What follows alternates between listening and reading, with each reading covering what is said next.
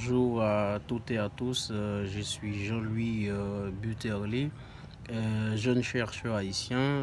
Je suis là pour vous présenter mon travail sur l'éducation actuellement. Pour changer l'école, la politique, le travail, l'économie, la sociologie, la psychologie, l'anthropologie, il suffirait seulement d'apprendre à utiliser notre cerveau comme on se sert d'une main. Et il faut s'y remettre rapidement avant que les chercheurs mal intentionnés ne le fassent à notre place. Le président Wilson a dit, si vous voulez faire un maximum d'ennemis, il suffit seulement de faire quelque chose de nouveau. Je suis venu vous parler du travail que je mène sur l'éducation actuellement. Plus précisément, les grands mensonges de la révolution industrielle. Entre produire et s'épanouir, il faut choisir, car on ne peut pas avoir les deux. Les pires mensonges sont tacites et inconscientes. D'ailleurs, l'étymologie du mot travail en latin veut dire tripalium, c'est-à-dire le travail est un instrument de torture, c'est-à-dire le travail rime avec pénibilité, c'est-à-dire si tu n'as pas souffert, tu ne mérites pas, c'est la souffrancocratie. Donc le rapport entre la souffrancocratie et la méritocratie. Et en Corée, les habitants prennent très peu de vacances. Ils ont même inventé le concept micro-vacances. Il y a l'idée que si vous vous regardez de vos vacances, dans l'évaluation traditionnelle, les professeurs cherchent constamment des erreurs des élèves, c'est-à-dire comme une sorte de buffet à volonté de connaissances, c'est-à-dire on cherche constamment des erreurs, etc., ce que l'élève n'a pas fait, etc. Mais on ne cherche pas réellement les connaissances acquises vraiment de l'élève. Problème qu'il va bien falloir résoudre. Problème numéro 2, c'est l'épanouissement. Est-ce que dans le système éducatif haïtien, il y a l'épanouissement des élèves? Est-ce que les élèves sont épanouis? On ne sait pas. Est-ce que les professeurs sont épanouis? On ne sait pas. Donc la question que nous voulons poser est que pourquoi et comment nous enseignons? Pourquoi? Est-ce que c'est pour l'utilité économique? Est-ce que nous enseignons pour que nos fils et nos filles aillent travailler dans le parc industriel ou aillent travailler d'autre part? Pourquoi nous enseignons? Est-ce que nous enseignons pour l'épanouissement de l'être humain? Vous savez, tout homme productif n'est pas forcément épanoui, mais tout homme épanoui est productif.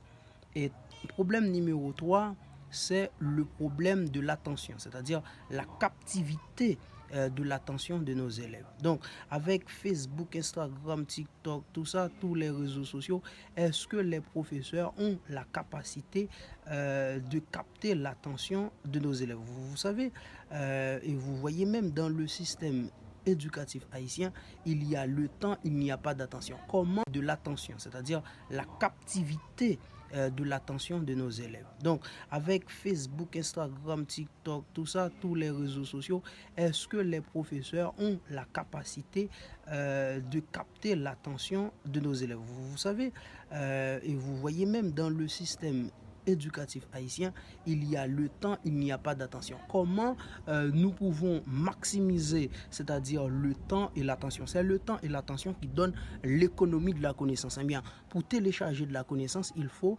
du temps et l'attention.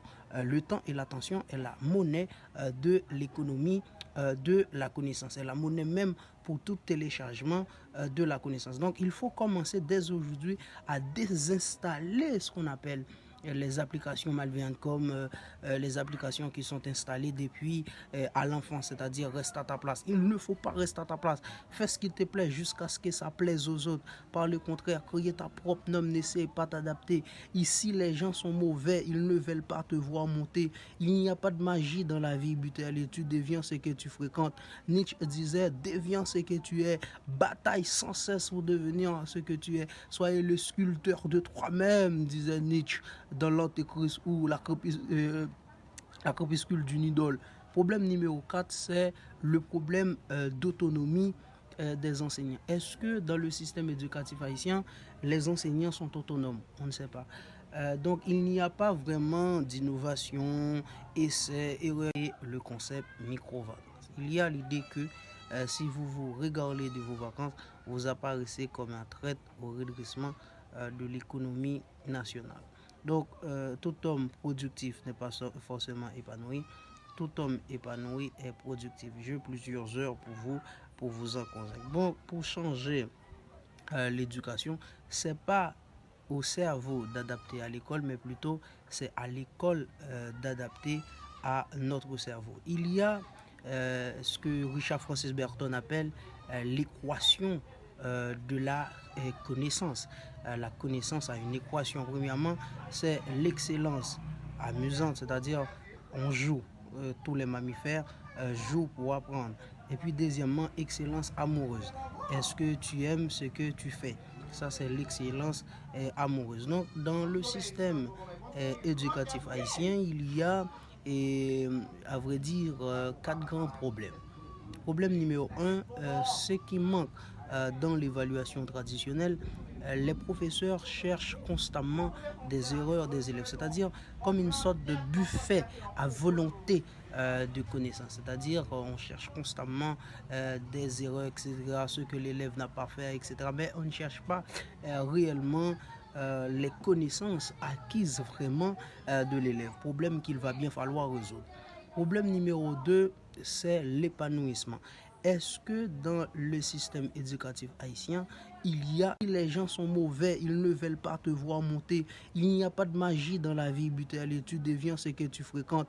Nietzsche disait, deviens ce que tu es, bataille sans cesse pour devenir ce que tu es, soyez le sculpteur de toi-même, disait Nietzsche dans l'Antéchrist ou la crépuscule d'une idole. Problème numéro 4, c'est le problème d'autonomie des enseignants. Est-ce que dans le système éducatif haïtien, les enseignants sont autonomes? On ne sait pas. Donc il n'y a pas vraiment d'innovation, essai, erreur, il n'y a pas vraiment le jeu. Mais comment on peut faire pour changer le système éducatif haïtien? Donc c'est très simple, redonner l'autonomie aux enseignants, jouer. Tous les mammifères jouent pour apprendre, remettre le plaisir ou bien les plaisirs mesurés comme Aristide de Sirène au cœur du processus d'enseignement d'apprentissage et valoriser chaque apprenant, valoriser chaque enfant, c'est-à-dire mettre l'enfant au centre, ça c'est du pédagogisme, c'est-à-dire accompagner l'enfant dans le processus d'enseignement d'apprentissage tout en respectant les professeurs. C'était Jean-Louis Buterli, étudiant diplômé en sciences de l'éducation. Donc on laisse des idées, on lance des idées comme ça sur le système éducatif haïtien, mais il y a des données chiffrées, etc., comme l'éducation nationale distribue des notes en pagaille sous les yeux attendus du ministre de l'éducation nationale.